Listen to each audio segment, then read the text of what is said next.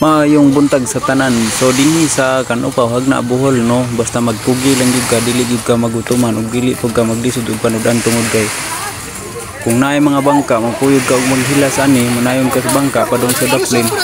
Di gyud ka kalimtan nila, hatagan jud ka nila og isda kay para lang jud ka makasudan. Mao gini sila dinhi ang mga idol no. Makita gyud nato ang mga idol nga tagaan mo iten laog isda kay mukuyog lang tawag pang hilas aning mga bangka nila padong sa daplin gikan sa dagat. So kay ngadto man sila og palaod inig ka kadlaw nya inig uli sa dila na sila makakuha matagaan jud ka og blessing gikan kanila no.